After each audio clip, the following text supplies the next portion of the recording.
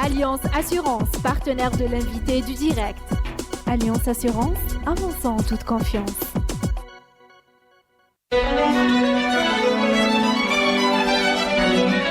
Pour bien s'entendre, il faut bien s'écouter. Rendez-vous sur M, la petite radio du Grand Maghreb. Amis auditeurs de Radio M, bonjour. L'invité du direct a le plaisir d'accueillir aujourd'hui Fattah Ouzani, président de REAGE, le réseau des Algériens diplômés des grandes écoles et universités en France. Fattah Ouzani, bonjour. Bonjour. Première émission à Radio M. Oui, et merci pour votre accueil. J'en profite pour saluer tous vos auditeurs et mes amis. Merci pour votre disponibilité. Vous avez une actualité toute fraîche. Vous avez été aux côtés de Saïd Djellab, le ministre du Commerce, hier à Alger pour annoncer que l'Algérie sera représentée aura son pavillon au Vivatech 2019 à Paris en mai prochain et qu'il y aura une vingtaine de startups qui vont être sélectionnées pour représenter l'Algérie dans ce grand salon mondial des startups. Vous allez nous dire deux mots de ce que c'est le Vivatech et pourquoi il est important de s'y montrer. Vivatech, c'est plus qu'un salon. Vivatech, c'est une rencontre mondiale où se retrouvent trois grandes familles. Les startups qui viennent de toute la planète, des investisseurs qui viennent de toute la planète et des grandes multinationales européennes, américaines, asiatiques. C'est une rencontre entre ces trois grandes familles. C'est là où ça se passe. C'est plus que Las Vegas. Le CES Las Vegas qui est connu, c'est la grande foire des produits technologiques, des produits innovants. Vivatech, c'est le monde de l'innovation. C'est le futur. Des projets. C'est là où on va voir ce qui va se passer dans les 20-30 années à venir. Si on peut résumer, une bonne start-up qui réussit à trouver le bon investisseur à Vivatech Paris se retrouve quelques années plus tard à Las Vegas comme une star avec son... Voilà, c'est le futur avec Amazon, avec son Oscar. Le futur General Electric. Voilà, c'est ceux qui vont devenir les champions mondiaux dans les 10 années à venir, donc passent par Vivatech aujourd'hui. Okay. Et j'espère qu'il y aura des Algériens parmi eux, naturellement. Alors jusqu'à maintenant, l'Algérie était représentée, on va dire indirectement, par des startups, mais sans pavillon. Disons que Vivatech, c'est une initiative récente. C'est Lévy, le patron de Publicis, Les Échos, qui a lancé cette initiative il y a 3 ans. Il a été aidé par un certain nombre de groupes, notamment européens, dont le groupe où je travaille. Ernst Young, donc il dit EY aujourd'hui. Et c'est né comme ça de cette idée-là. Effectivement, au début, c'est les grandes multinationales, les grands investisseurs, etc., qui ont participé. Il y a quelques pays qui ont pris des pavillons. Il n'y avait aucun pays d'Afrique. Et nous, on a fait le Paris, donc à REAGE, avec l'aide de la société civile algérienne, bien évidemment un certain nombre d'entreprises que je peux citer tout à l'heure, que je ne remercierai jamais assez, et surtout avec l'association ADC, Algerian Digital Cluster, à sa tête Mahdi Omar Ouayesh, avec toute son équipe. On s'est dit, tiens, c'est une occasion inespérée, donc on va emmener des startups qui vont se balader. Qui vont se balader dans Vivatech pour rencontrer d'autres startups, pitcher, rencontrer des investisseurs, et on va voir ce que ça va donner. Ça a très très bien marché. Ça a très très bien marché. Après, on a fait la fête, c'était pendant le Ramadan à l'algérienne, etc. On a évalué, on s'est dit, tiens, on va rééditer ça l'année suivante. On a réédité ça l'année suivante, et on avait pour objectif, effectivement, de créer le pavillon en 2018. C'était un peu tôt, il faut le dire. Donc, mais en 2018, on a quand même emmené de très très belles startups avec des innovations majeures dans l'IoT, dans le big data, dans le médical, etc. Et ça a très bien marché, toujours avec la bienveillance de quelques entreprises qui nous ont aidés. Ça a très très bien marché. Et on a invité Monsieur Mesdoua, notre ambassadeur, à la soirée qu'on a organisée. Monsieur Mesdoua, il était agréablement surpris. Il m'a dit, l'année prochaine, il faut qu'il y ait le pavillon Algérie. Donc, écoutez, qu'à cela ne tienne. Donc, et on a lancé le projet au mois de septembre dernier. Bien évidemment, il y a eu tout un travail qui a été fait avec ADC, avec Aïta, avec plein d'associations algériennes. On a fait remonter le dossier au ministère du Commerce. On a été, bien évidemment, beaucoup appuyé. Et puis, M. Djellab, hier, donc, a annoncé la création du pavillon Algérie à Vivatech. Alors, quels sont au bout de 3 expériences, avec l'arrivée maintenant du pavillon Algérie au Vivatech Paris, je rappelle que ça se passe en mai prochain, en mai 2019, est-ce qu'il y a des critères de sélection? Quelles sont les startups qu'il est opportun d'emmener dans ce type d'événement? Alors, on va lancer l'appel à projet dans quelques jours. Un peu de patience. On est en train de préparer les termes de référence, parce que ça va être un concours ou un appel à projet. On va le lancer d'ici une petite semaine et on va emmener en fait deux groupes de start-up. On va emmener des start-up qui vont être dans le pavillon et des start-up en plus grand nombre qui vont se balader dans Vivatech. Notre objectif cette année, il est double. Le premier, c'est une présence massive de l'Algérie à Vivatech. Il faut qu'on voit de l'Algérie partout, au pavillon et partout, dans les pitchs, dans les débats, dans les couloirs. Il faut que l'Algérie soit partout. Ça, c'est le premier objectif. Et le deuxième objectif, c'est la rencontre entre les start-upers algériens d'ici et les start-up algériens de France ou d'Europe qu'on est en train de mobiliser. Parce qu'il y a aussi les start-upers algériens de l'étranger qui sont très motivés et qui veulent rencontrer leurs camarades d'ici. Voilà. Alors quand même, dans les orientations, parce que les startups, ça touche à tout, ça a un spectre d'intervention qui peut être très très large, ça peut être plus tourné solutions domestiques, locales. Je pense par exemple à la dernière startup qui est passée sur ce plateau de Radio M et dont l'initiateur a développé une solution pour le stationnement en Algérie, mais qui peut aussi marcher ailleurs. Donc de partage d'informations qui permettent de libérer des places pour quelqu'un qui est dans le secteur, etc. Des solutions que j'appelle domestiques locales, mais qui ont un potentiel universel. Entre le IoT, l'Internet des objets, l'intelligence artificielle, le traitement de la data, etc., est-ce qu'il y a des priorités? Est-ce que le gisement de start-up en Algérie a plus une inclinaison pour développer plus de solutions de ce type ou d'un autre type?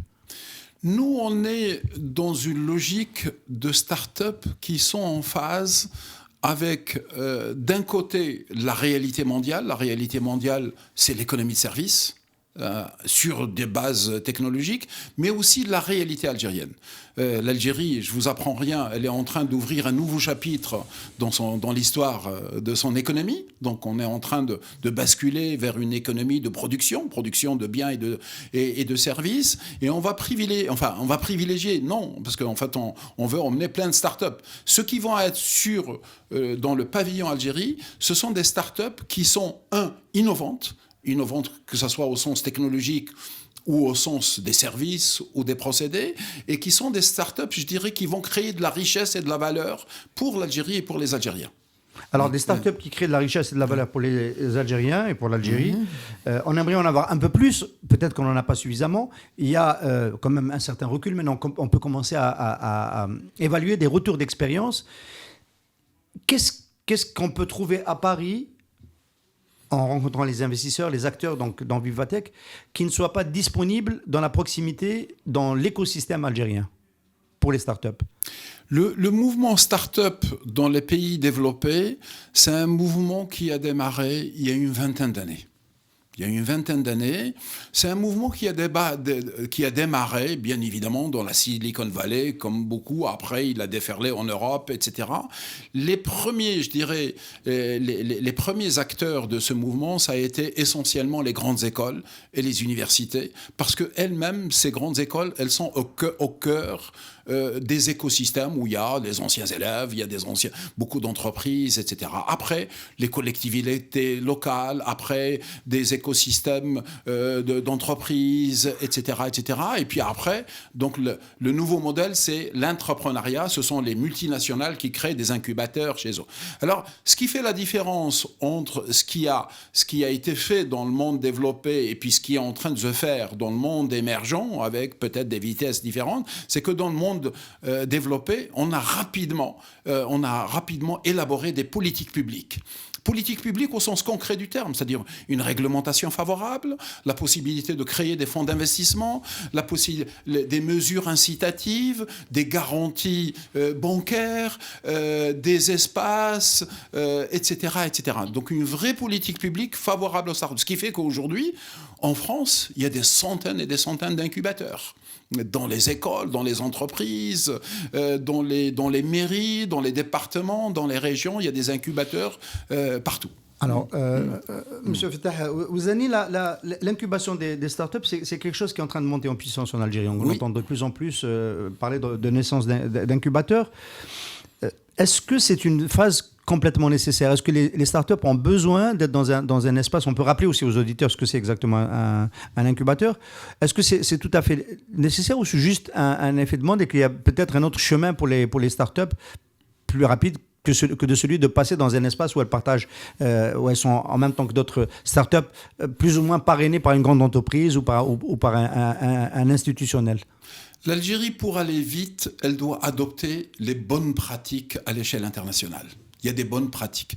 Un incubateur, c'est un espace qui est dédié aux startups, qui ont un projet, qui veulent le développer dans un environnement favorable. Mais il ne faut pas que ça soit, il faut pas qu'on ait une approche d'espace physique. Je veux dire, l'espace physique, il peut avoir aussi une chambre chez lui. C'est pas ça le plus important. Il faut que ça soit un espace où il y a un environnement favorable. Il faut que le jeune créateur, il faut qu'il soit d'abord en équipe, il faut qu'il soit connecté à des investisseurs. Il faut que la réglementation lui soit favorable. Il faut que le législateur s'intéresse à lui. Il faut qu'il soit connecté à des chefs d'entreprise qui lui ouvre son marché, qui lui donne un problème à résoudre. Si cet incubateur, effectivement, réunit tout ce beau monde, l'entreprise, le législateur, le financier, le porteur de projet de start-up, il réussira. Alors, les bonnes pratiques qu'il faut retenir, ce sont, dans les politiques publiques, ce sont des mesures incitatives. À quelles mesures incitatives vous pensez? Défiscaliser, par exemple, les investissements des entreprises lorsque ça concerne...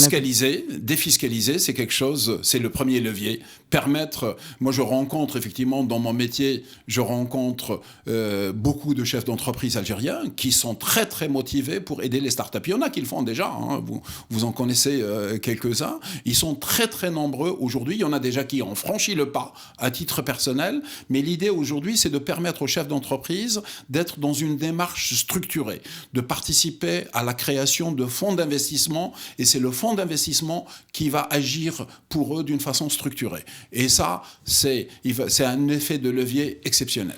Alors, si on devait chercher une mesure incitative dans l'écosystème algérien, je crois que le registre de commerce a décidé de ne pas exiger le local. Ah, ça, c'est la très bonne nouvelle. C'est la très bonne nouvelle d'hier. Hier, c'est pas la seule, mais il y a eu plusieurs bonnes nouvelles, dont celle-là. Donc, M. Djellab a annoncé officiellement que l'État algérien vient de décider que tout jeune entrepreneur qui veut lancer une entreprise, il peut la lancer avec une domiciliation chez lui pendant 1 à 2 années. Donc, on attend les textes d'application et ça va permettre la création de plusieurs centaines de milliers d'emplois parce qu'aujourd'hui, malheureusement, dans notre pays, il y a beaucoup de jeunes. Il y a une barrière à l'entrée. Il y a une barrière à l'entrée. Aujourd'hui, il y a des centaines de milliers de jeunes. Moi, je donne des cours à l'université. À chacun de mes voyages, je fais des cours à titre contributif et je rencontre beaucoup de jeunes diplômés, malheureusement, qui n'ont pas d'emploi, qui ont de bonnes idées, mais qui n'ont pas les moyens de louer un local. Alors, le chemin le plus indiqué, donc l'incubation, c'est nécessaire, on l'a compris, c'est pas juste une domiciliation physique, on a parlé de l'accompagnement, du financement. Du financement, évidemment. Et des problèmes à résoudre. Des problèmes à résoudre et des marchés à ouvrir. Oui, et des marchés à ouvrir. Alors, les chefs d'entreprise algériens, est-ce que vous trouvez qu'ils sont suffisamment sensibilisés à cette possibilité-là c'est votre formule, plutôt recruter des startups que de recruter juste un talent? Moi, c'est la formule que je pousse à chaque fois que je rencontre un chef d'entreprise. Les chefs d'entreprise algériens, qu'est-ce qu'ils disent? Ils disent, on a une pénurie de jeunes talents. Mais je leur dis, mais les jeunes talents, ils existent.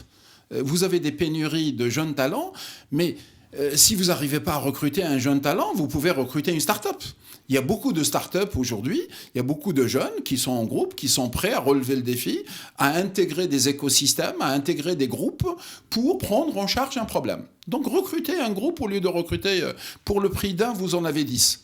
Alors s'il y a une plus forte précarité des projets de start-up en Algérie dans leur longévité, dans leur développement et tout ça, par rapport versus Maroc, Tunisie, on ne parle même pas des pays matures, est-ce que c'est dû justement à l'absence de ces mesures incitatives? À quoi c'est dû en fait? Pourquoi les start-up ont plus de mal sur 10 start-up en Algérie, il y en a beaucoup plus qui se perdent en cours de route par rapport à ce qui se passe chez nos voisins? Moi je dis pas une absence, je dis qu'on a eu un petit retard à l'allumage. Ça existe, mais c'est un peu peut-être la façon dont l'approche, je dirais, qui a été la nôtre n'est peut-être pas connectée aux réalités mondiales. C'est-à-dire il faut qu'on soit agile. Nos voisins ou dans d'autres pays de l'hémisphère sud, effectivement, ont eu des approches beaucoup plus agiles que l'Algérie. Je prends par exemple le Sénégal, je prends la Côte d'Ivoire, je prends des pays asiatiques, je prends des pays du Moyen-Orient. Ils ont eu des approches beaucoup plus agiles qui sont aligné, je dirais, sur les réalités mondiales. Et l'Algérie, elle est en train de rattraper son retard. Il ne faut pas s'inquiéter. Je veux dire, l'Algérie, vous le savez, hein, donc on prend du temps, mais après, quand ça se déclenche, ça va très vite.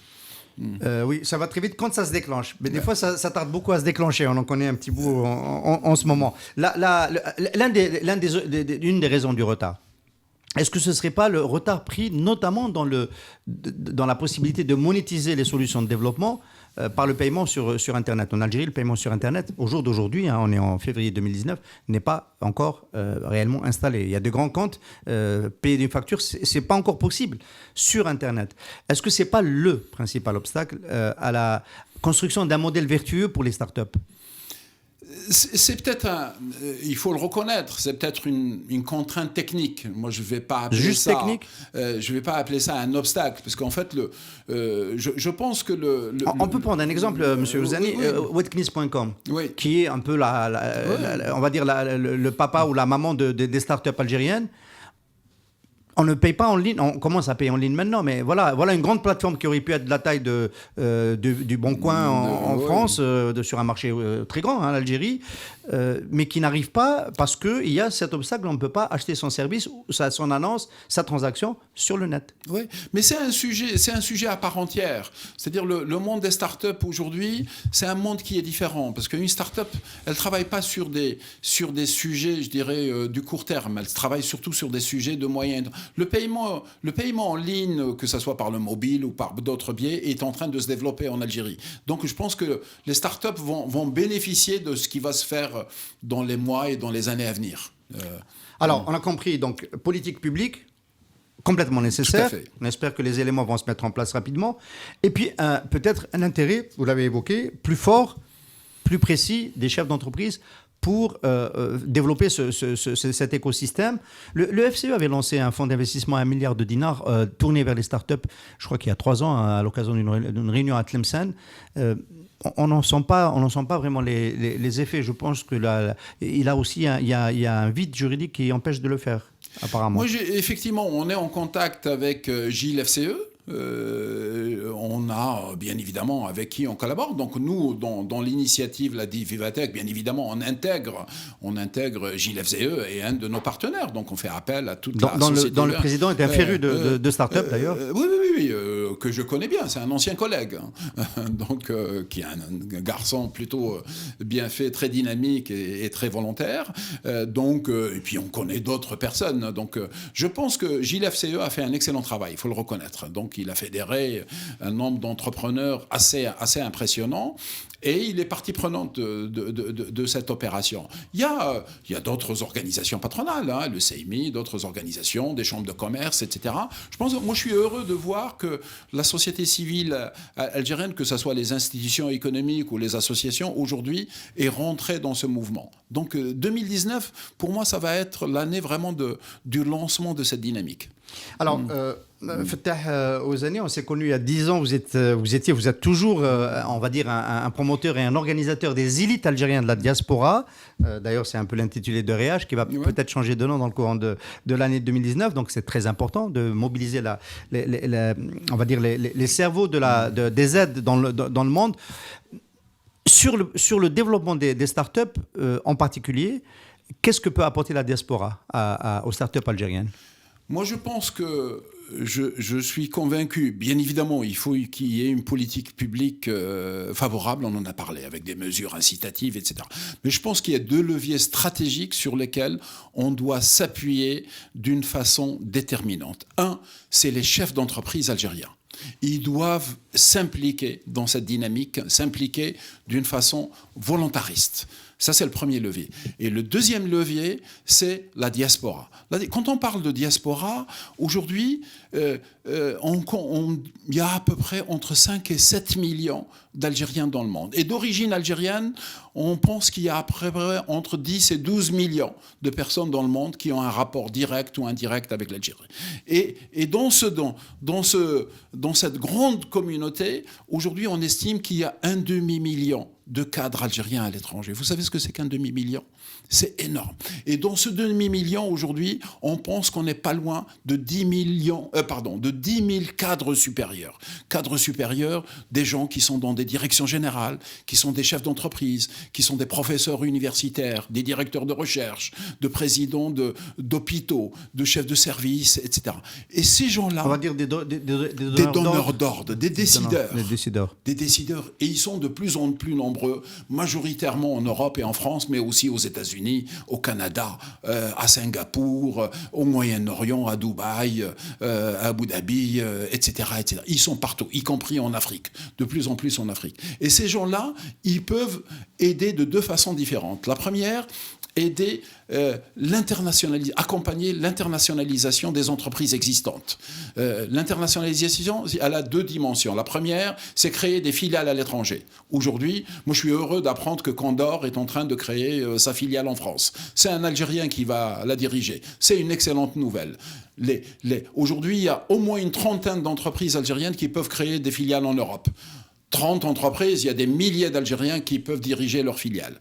Ça, c'est la première dimension. La deuxième dimension, c'est les aider à commercer, relayer, ouvrir des portes, faire des démarches, créer des comptoirs, etc. Faire utiliser le réseau de l'élite algérienne qui est dans le monde. Pourquoi ça ne s'est pas fait suffisamment jusqu'à maintenant ? Moi, je regarde l'avenir. On doit essayer de comprendre aussi un petit peu pourquoi peut-être que ce n'était pas le moment, peut-être que l'environnement économique n'était pas approprié. Puis il faut dire qu'on était aussi installé dans un modèle économique basé sur la rente. Vous savez, quand on est riche et bien portant, on ne pense pas trop au changement. Alors, est-ce que justement le modèle agile et de mouvement des startups, il est plus propice pour faire en sorte que la connexion, c'est le mot, se fasse mieux avec la diaspora ? Bien évidemment, parce que le modèle startup, il n'est pas basé sur la rente. Il est basé sur les idées, il est basé sur le futur. Les start-upers algériens aujourd'hui, ils regardent sur Internet, ils voient ce qui se passe dans le monde et ils ont envie de faire pareil. C'est pas par hasard qu'il y a des gens qui ont créé Yassir, par exemple. Yassir, ils ont vu Uber, ils ont dit pourquoi pas un Uber algérien. Et aujourd'hui, et c'est une étape nécessaire, c'est-à-dire les premières start-up. Oued Knis, il n'a pas inventé le modèle. Aujourd'hui, je dirais la première vague de start-up, ce sont des startups qui vont importer des modèles existants et qui vont les adapter à la réalité locale algérienne. Et qui vont profiter du fait que l'Algérie reste encore un pays protégé de ce point de vue-là. Parce que Uber ne peut pas venir en Algérie. Bien évidemment. Mais en même temps, parmi les startups qu'on a emmenées l'année dernière à Vivatech, il y avait quelqu'un qui a créé une sonde qui permet à l'agriculteur de surveiller la naissance d'un veau. Il y avait une polytechnicienne qui a créé une sonde pour mesurer la qualité de l'eau. Il y a un médecin avec un ingénieur qui ont créé une valise médicale pour faire de l'hospitalisation à domicile, etc., etc. Et ça, c'est la deuxième vague. Et c'est celle-là qui vont être les futurs champions mondiaux. Alors, futurs champions mondiaux, ça pose immédiatement le problème du modèle économique. Alors, rendre international, donc internationaliser les entreprises algériennes à travers leur capacité à intégrer des startups et des solutions innovantes, il faut avoir des marchés dans le reste du monde. Il faut exporter des services. Alors là, on est sur une vraie problématique parce que exporter des services, c'est quelque chose qui, du point de vue de la gouvernance algérienne, n'est pas encore arrivé dans le mind. Hein. C'est vraiment... d'ailleurs, au niveau de la législation d'échange, c'est peut-être sur cela qu'on verrouille le plus. Normalement, c'est vous qui posez les questions, mais je vais vous poser une question. Le paiement par le mobile a été inventé par qui ? Au Kenya ? Il a été inventé par le Kenya, vous avez la réponse. Donc, moi je pense que les Algériens sont capables d'inventer des modèles économiques, des technologies qui vont être diffusées à l'échelle mondiale. Oui, mais... Dans tous les domaines. Regardez, la stratégie de développement économique de l'Algérie, c'est quoi ? C'est l'industrie avec un certain nombre de filières. C'est l'agriculture. avec son corollaire, l'agroalimentaire. C'est le tourisme. Le tourisme, pas trop. Pas tout de suite. Pas trop, mais ça va venir. C'est un slogan pour le moment. Voilà, c'est peut-être un slogan pour le moment. Quand on voit le nombre de visas que délivrent les différents consulats algériens dans le monde, il n'y a pas des obstacles. L'Algérie reste un pays fermé. Je peux vous le dire, nous invitons des collègues toute l'année, et pas seulement des journalistes. C'est un pays qui reste fermé. Donc le tourisme, on l'oublie. Je crois au potentiel de tourisme spécialisé en Algérie. Peut-être que l'Algérie n'a pas à adopter d'autres modèles de tourisme de masse, etc., parce qu'elle doit protéger son patrimoine, etc.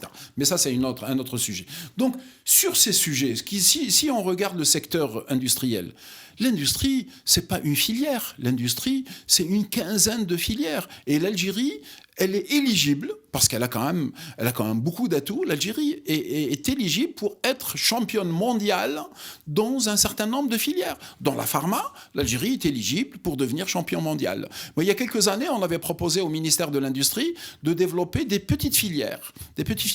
C'est, par exemple, créer des pièces détachées pour lesquelles l'Algérie a des avantages comparatifs inégalables ailleurs. L'énergie, la matière première, etc., et les vitres, les câbles, les circuits électriques, etc. C'est ce qu'a fait la Tunisie, notamment. C'est en train de venir, tout ça. Donc, moi, je pense qu'effectivement, pour peu, et je reste optimiste parce que c'est bien parti, pour peu que la politique publique soit alignée sur cette stratégie, il peut y avoir des champions mondiaux qui partiront d'Algérie. Et surtout, si ces champions sont soutenus tout de suite par des chefs d'entreprise algériens d'ici et l'élite algérienne de l'étranger. Parce que l'élite algérienne de l'étranger, elle a des capacités de décision, elle a des capacités de soutien qui sont exceptionnelles. Alors, des champions mondiaux, souvent, ça commence, on connaît un peu les expériences des Chinois et avant eux, des Sud-Coréens, ça commence peut-être déjà par de l'outsourcing dont bénéficient, notamment dans l'économie de service, des entreprises locales. Chez nous, ça ne se fait pas suffisamment. Même les call centers qui ne sont pas réputés, peut-être que je me trompe, mais de générer beaucoup de valeur ajoutée, même les call centers, ce sont des filières sur lesquelles l'Algérie ne s'est pas encore développée. Et ça, vous avez bien fait d'aborder ce sujet, parce que le corollaire exceptionnel de l'économie de service pour les 20-30 années à venir, c'est justement la relation client.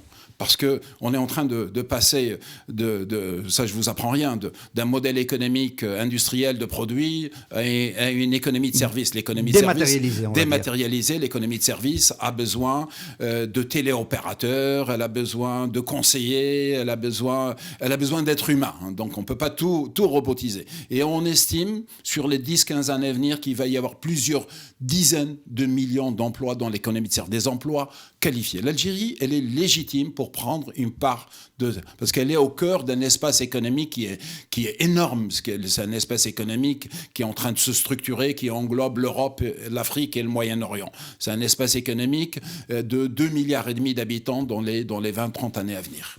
Donc, monsieur, alors, très, très concrètement, un Algérien qui fait partie de ces 8, 9, 10 000 Algériens décideurs dans le monde, dans la diaspora, et qui a la possibilité de commander une solution IT, d'avoir besoin des services d'un développeur ou d'une boîte de développeurs. Est-ce qu'il est basé au Québec ou dans la région de Paris ou de Marseille, est-ce qu'il va regarder, est-ce qu'il a une connaissance de l'offre de services algérienne déjà pour commencer sur ce crément, pour faire de l'outsourcing, pour proposer à des startups ou à des boîtes installées des solutions qui en dinars coûtent beaucoup moins cher?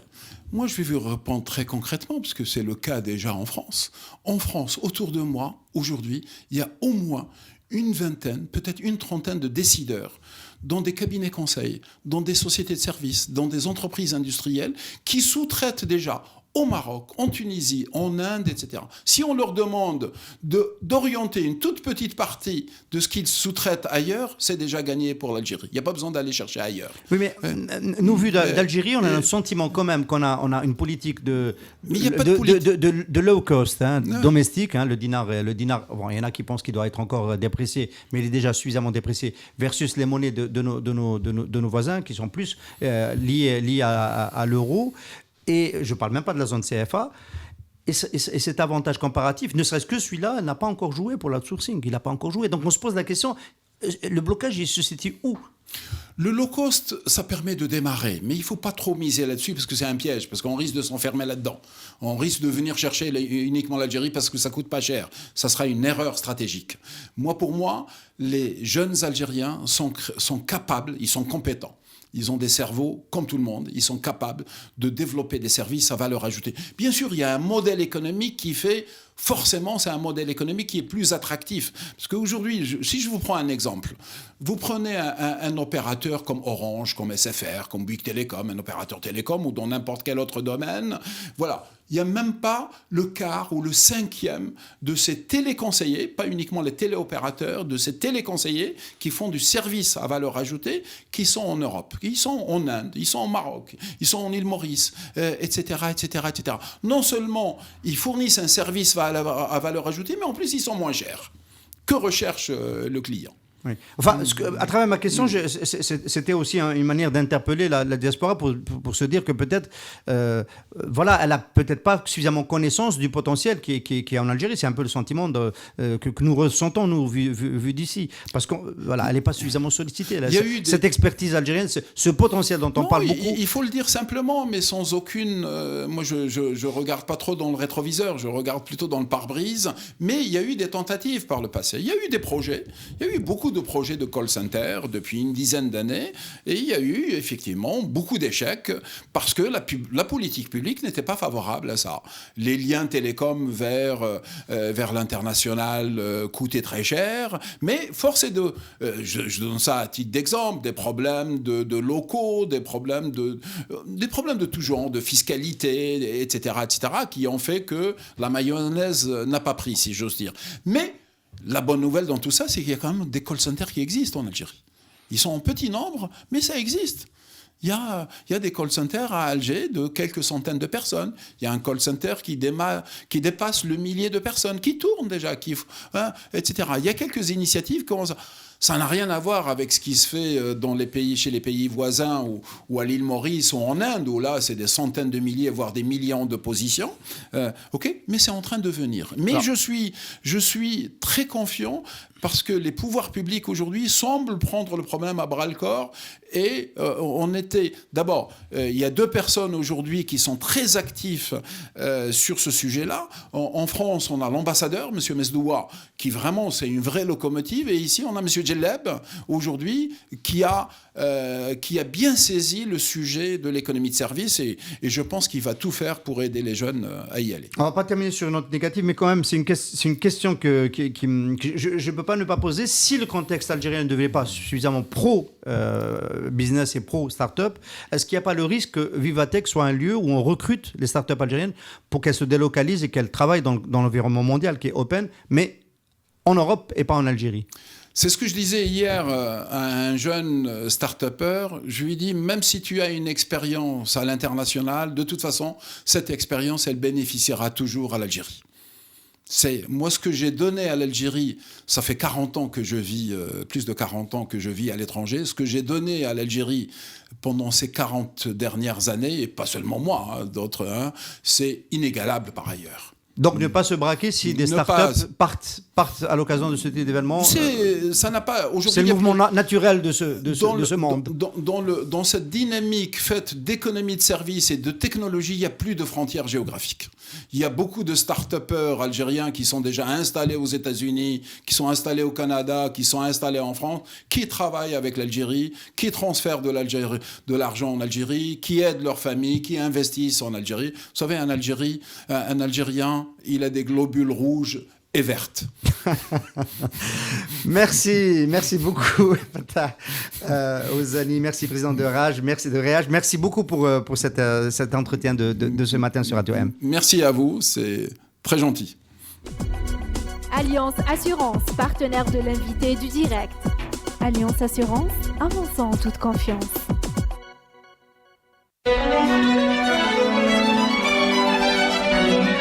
Pour bien s'entendre, il faut bien s'écouter. Rendez-vous sur M, la petite radio du Grand Maghreb.